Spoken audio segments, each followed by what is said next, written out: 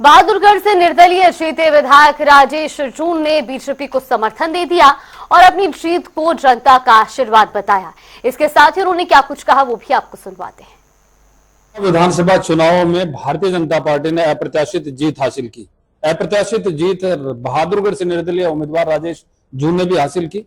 उम्मीदों से परे भारी भरकम बहुमत राजेश जून को बहादुरगढ़ में मिला है और राजेश जून ने अब भारतीय जनता पार्टी की सरकार को समर्थन दे दिया है। समर्थन विकास के लिए दिया है या खुद कोई और नई डील हुई है? इन तमाम सवालों के जवाब जानने के लिए सीधा राजेश जून से बात करेंगे, क्योंकि इनके समर्थक भी जानना चाहते हैं कि ये भारतीय जनता पार्टी में शामिल हुए हैं या भारतीय जनता पार्टी की सरकार को समर्थन दिया है। राजेश जी, आपने सवाल समझ लिया होगा।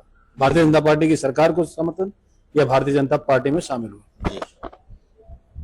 देखो, जैसे कि आपको सारे प्रकरण का पता है, मैंने कांग्रेस पार्टी के लिए कितने दिनों से मेहनत करी है और कांग्रेस पार्टी ने मुझे क्या दिया, एन मौके पर मेरे साथ क्या किया, वोटिंग वाले दिन भी मेरे साथ क्या किया, और इस सब दोनों पहलुओं को देखते हुए मुझे भाजपा की नीति अच्छी लगी हर तरीके से।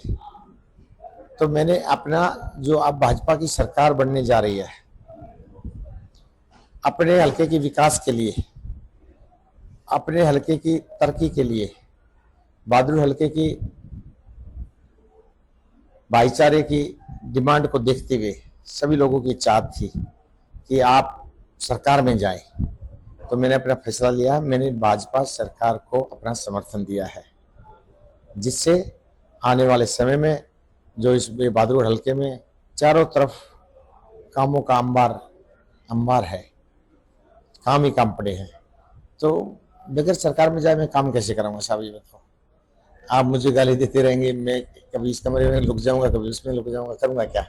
मेरी मजबूरी कहो या मेरी मेहनत की जो मैं कोशिश कर रहा हूँ उसकी ज़रूरत कहो। मैंने सरकार में जाना मेरे लिए बहुत ही ज़रूरी था। जो मैंने फैसला किया है कि मैं अपने हलके के विकास के लिए, सभी छत्तीस बिरादरी के भाईचारे के लिए मैंने अपना समर्थन भाजपा सरकार को दे दिया है। तो राजेश जून जी, डील क्या हुई? क्योंकि आपकी एक इच्छा है मंत्री बनने की, तो भाजपा आपको मंत्री बना रही है? इच्छा तो पत्रकार साहब मेरी क्या आपकी भी हो सकती है, हर किसी की हो सकती है। इच्छा तो है, क्यों नहीं है? लेकिन जिसके पास ऑलरेडी 48 MLA हैं, वो क्यों किसी को दूसरे को मंत्री बनाएंगे? मेरी डील तो यही है। मैंने मांगा जी मेरे हल्के के काम कृपा करके पूरे करवाए जाए, जितने मेरे हल्के में पेंडिंग काम है। और मुझे पूर्व मुख्यमंत्री मनोहर लाल खट्टर जी ने और फिलहाल के जो कार्यवाहक मुख्यमंत्री नायब सिंह सैनी साहब हैं, उन्होंने मुझे पूरा आश्वासन दिया है कि जैसा हरियाणा के दूसरे हलकों में जितना भी काम होगा, बहादुर हलके को, आपके हलके को कहीं भी उससे काम में पीछे नहीं रखा जाएगा। आपके पूरे काम करवाए जाएंगे, जितने भी आप काम बताएंगे। यहाँ भाजपा नेताओं से टकराव नहीं होगा? उसको कैसे मैनेज करेंगे? क्योंकि यहाँ पर भी भाजपा के नेता थे ऑलरेडी, उनके खिलाफ भी चुनाव।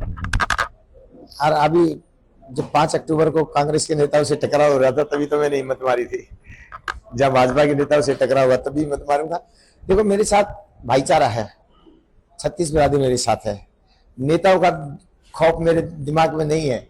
अभी सारे नेता एक तरफ से, मैं तो मेरी तरफ और मेरी तरफ सिंगल आम जनता थी। जनता के सामने कोई नेता नहीं टकरा पाएगा, हटा देंगे सबको, जैसे अभी हटाया था ऐसे ही। आपके पुराने साथियों ने भी आपको याद किया हुआ जीतने के बाद? मैं बात कर रहा हूँ हुड्डा सरकार की, एक मेजा भूपेंद्र सिंह हुड्डा और दीपेंद्र हुड्डा। नहीं, मेरे को किसी ने याद नहीं किया, ना मेरे को कोई मैसेज, ना कोई फोन, ना कुछ। तो आपकी प्राथमिकताएं क्या रहने वाली है? मेरी प्राथमिकता सिर्फ और सिर्फ बहादुर हल्के का विकास, भाईचारे की सुख शांति। ये बात साफ हो जाती है कि राजेश जून ने बहादुरगढ़ क्षेत्र के विकास के लिए, बहादुरगढ़ विधानसभा के विकास के लिए भारतीय जनता पार्टी को समर्थन दिया है, भारतीय जनता पार्टी में शामिल नहीं हुए हैं। प्रवीण कुमार धनखड़, जनता टीवी, बहादुरगढ़।